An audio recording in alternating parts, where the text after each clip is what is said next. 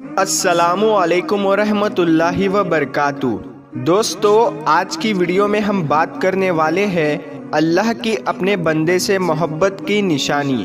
اگر کسی میں ایک نشانی ظاہر ہو جائے تو سمجھ لینا کہ اللہ اس سے محبت کرتا ہے۔ ساتھ ہی ساتھ ہم دوستو آپ کو بتائیں گے کہ حضرت علی نے فرمایا عورت کو گالی دینا کیسا ہے، اس کے ساتھ مار پٹائی کرنا کیسا ہے، اس سے گھر میں کیا کیا ہوتا ہے۔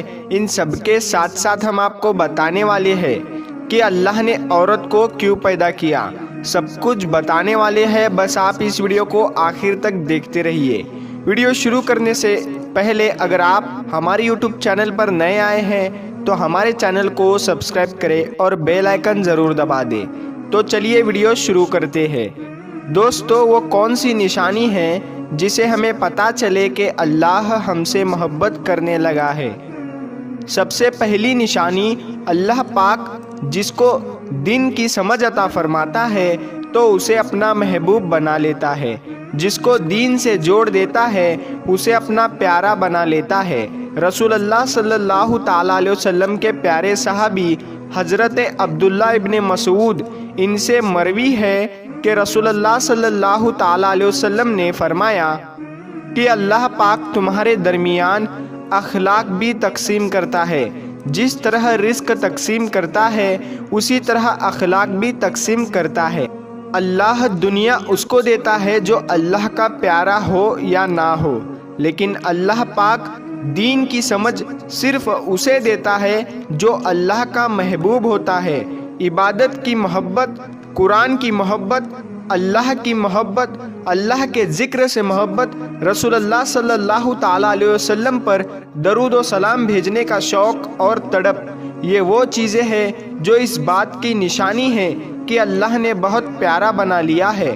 دوسری نشانی، رسول اللہ صلی اللہ تعالیٰ علیہ وسلم نے فرمایا اللہ جب کسی کو پیارا بناتا ہے تو پھر اس کی تھوڑی سی آزمائش بھی کرتا ہے، یعنی دیکھنا یہ چاہتا ہے کہ یہ بندہ میرے فیصلے پر راضی ہوتا بھی ہے یا نہیں۔ جو راضی ہو جائے اللہ پاک اسے دنیا میں بھی راضی کرتا ہے اور آخرت میں بھی راضی کرے گا، اور جو اس وقت بوکھلاٹ کا شکار ہو جائے کہ یہ کیا ہو گیا میرے ساتھ، میں تو نماز بھی پڑھتا ہوں، قرآن پاک کی تلاوت بھی کرتا ہوں، پھر مجھے سر درد کیوں ہو رہا ہے، بخار کیوں آ گیا ہے، میں تو دین کا کاربند ہوں، پھر مجھے کیوں فکر ہو رہی ہے، تو ایسا نہیں سوچنا چاہیے۔ حضرت بلال حبشی سے کسی نے پوچھا کہ آپ بڑی توحید کی باتیں کرتے ہیں تو آپ کو اتنی بری طرح سے مار کیوں پڑی ہے؟ تو آپ نے فرمایا کہ تم بھی تو بازار جا کر برتن خریدنے سے پہلے اسے بجا کر دیکھتے ہو کہ مٹی صحیح طرح سے لگی ہے یا نہیں، تو بس اللہ نے بھی مجھے آزمایا تھا۔ اس کے بعد یہی وہ غلام تھا جس کا رنگ بھی کالا تھا، موٹے موٹے ہونٹ تھے، جس کے بارے میں اللہ کے پیارے رسول صلی اللہ تعالیٰ علیہ وسلم فرماتے ہیں کہ جب میں جنت میں جا رہا تھا، جب مجھے معراج کرائی گئی تو آگے آگے کسی کی چلنے کی آہٹ سنائی دی۔ میں نے حضرت جبرائیل علیہ السلام سے پوچھا کہ یہ کون ہے؟ جواب ملا کہ یہ بلال حبشی ہے جو آپ کے آگے چل رہے ہیں۔ حضور پاک صلی اللہ تعالیٰ علیہ وسلم جب واپس آ گئے تو حضرت بلال سے پوچھا کہ تم کون سا عمل کرتے ہو، کون سا کام کرتے ہو؟ تو حضرت بلال نے بتایا کہ یا رسول اللہ صلی اللہ تعالیٰ علیہ وسلم، آپ ہی نے تو بتایا تھا۔ تو حضور پاک صلی اللہ تعالیٰ علیہ وسلم نے پوچھا کیا بتایا تھا؟ تو حضرت بلال حبشی نے فرمایا کہ آپ نے ہی تو فرمایا تھا کہ ہر وقت باوضو رہنا، تو میں ہر وقت وضو کی حالت میں رہتا ہوں، اور جب بھی میں بے وضو ہوتا ہوں تو اسی وقت نیا وضو کر لیتا ہوں، اور جب وضو کرتا ہوں تو تب 2 رکعت نماز بھی پڑھ لیتا ہوں۔ سبحان اللہ، چلتے زمین پر ہے اور قدموں کی آہٹ جنت میں سنائی دیتی ہے۔ سبحان اللہ۔ تو آزمائش اللہ پاک کی محبت کی دوسری نشانی ہے۔ اسی لیے اگر کوئی فکر یا پریشانی ہو، اس کا یہ مطلب نہیں ہوتا کہ پتہ نہیں کہ مجھے کیا ہو گیا ہے۔ اللہ پاک اپنے پیاروں کو ہی آزماتا ہے، ایسا بالکل بھی نہیں کہنا چاہیے۔ تیسری نشانی تو بہت ہی زیادہ خوبصورت نشانی ہے، جس سے مجھے اور آپ کو پتہ چل سکتا ہے کہ اللہ پاک مجھ سے اور آپ سے راضی ہے، محبت کرتا ہے یا نہیں کرتا۔ تو وہ نشانی یہ ہے کہ اللہ پاک جب کسی بندے سے محبت کرتا ہے تو اس کی طرف خوبصورت بدلاؤ لاتا ہے۔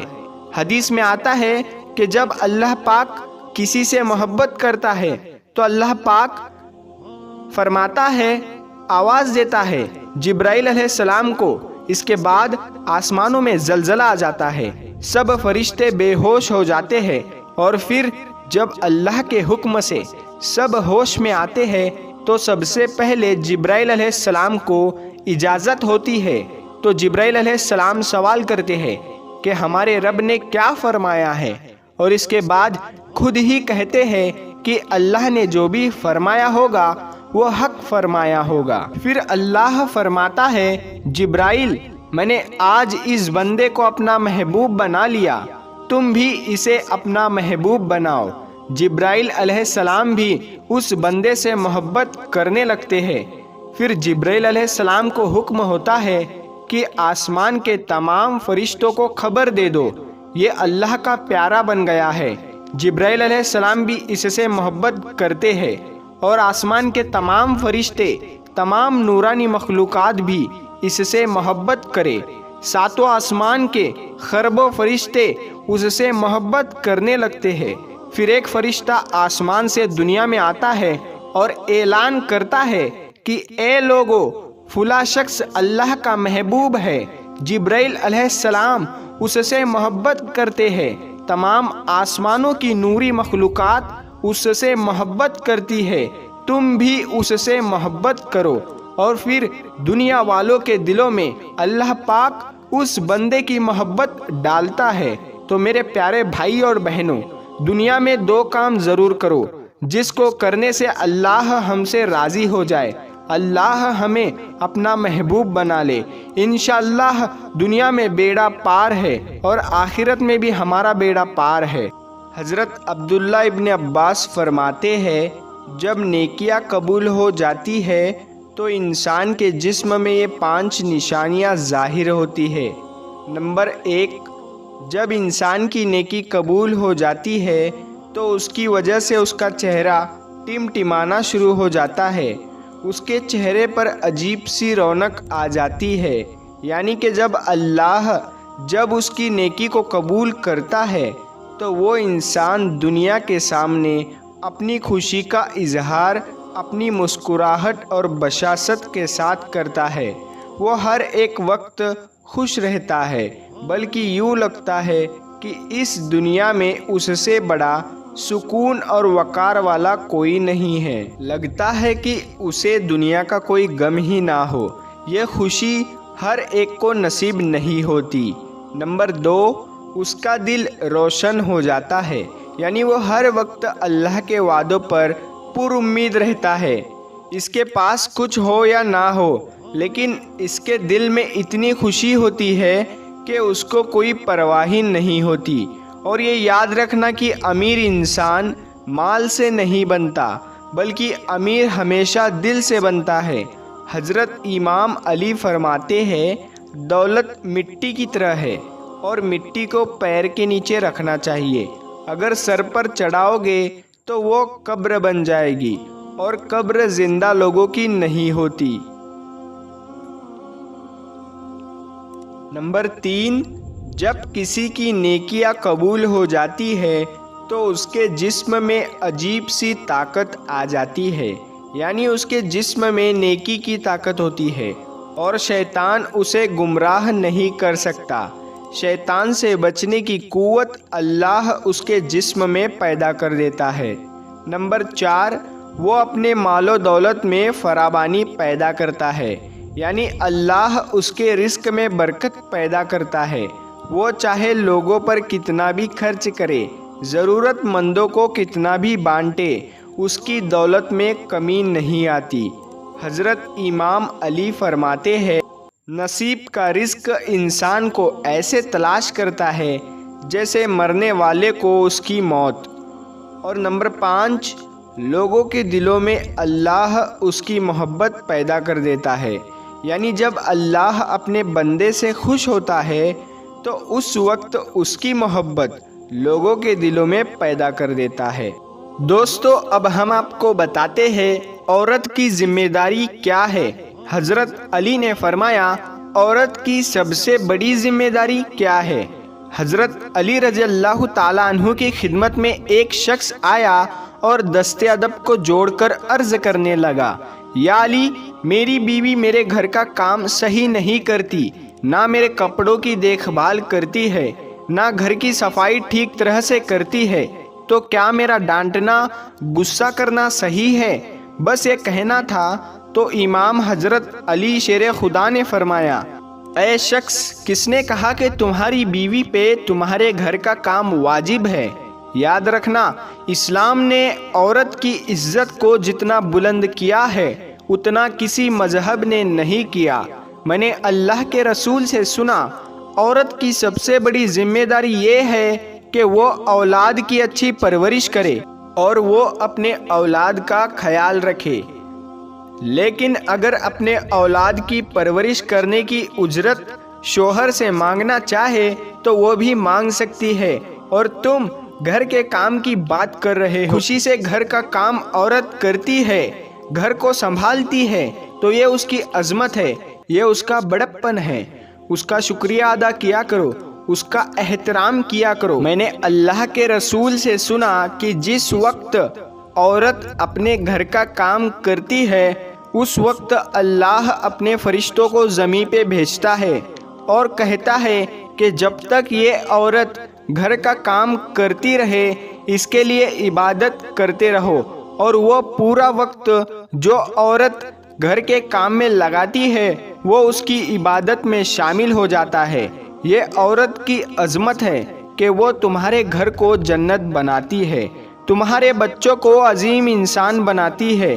لیکن اگر کوئی عورت پر ظلم کرے اور بار بار گھر کے کام کی وجہ سے اسے ٹوکتا رہے، اس پہ ظلم کرتا رہے، تو روز محشر میں اللہ اس انسان کو گدھے کی شکل میں اٹھائے گا اور دوزخ کا ایک دروازہ ان لوگوں کے لیے کھولا جائے گا اور یہ کہا جائے گا کہ وہ انسان ہیں جنہوں نے اپنی ہی عورتوں پہ ظلم کیا، ان کو حقیر سمجھا، ان کو غلام سمجھا۔ دوستو، اب ہم آپ کو بتاتے ہیں حضرت علی نے فرمایا، گھر میں عورت کا رونا کیسا ہے، عورت پر ظلم کرنے کی کیا سزا ہے۔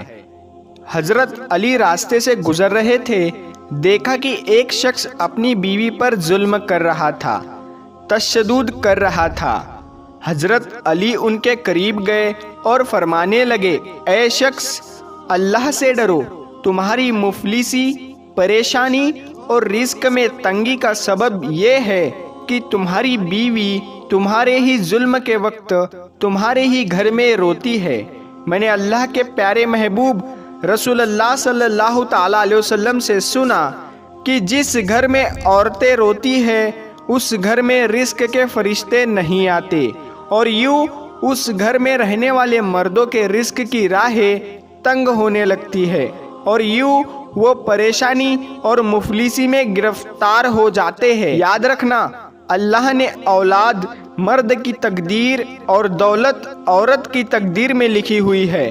اگر تم یہ چاہتے ہو کہ تمہارے رزق میں فراوانی ہو، عزت، شہرت، دولت وہ دن بڑھتی جائے، تو اپنے گھر میں اپنے عورتوں کا خیال رکھو، انہیں خوش رکھو۔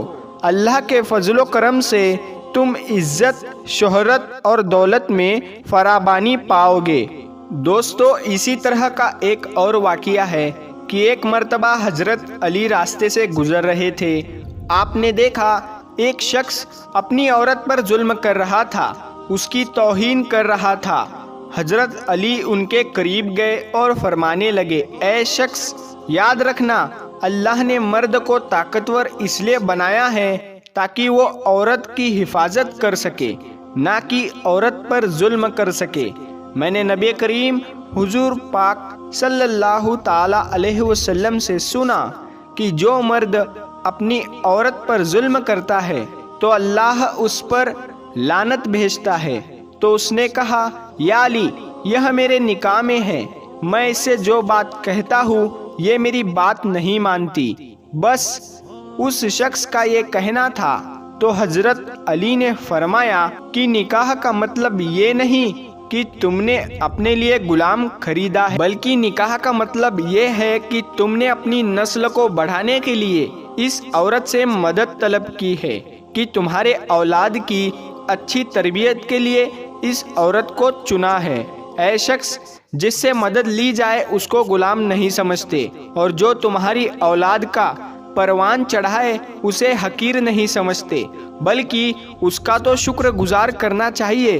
یاد رکھنا، عورت پر ظلم کرنے کا مطلب ہے اولاد کی بغاوت۔ آنے والے وقت میں اولاد اس عورت کے جسم سے تمہیں نصیب ہوگی، اس کے وجود میں تمہارے لیے بغاوت ہی بغاوت لگی ہوگی۔ تو میرے پیارے دوستو، آج کی اس ویڈیو میں بس اتنا ہی۔ ملتے ہیں ہم آپ کو پھر ایک نئی ویڈیو کے ساتھ، تب تک کے لیے اللہ حافظ۔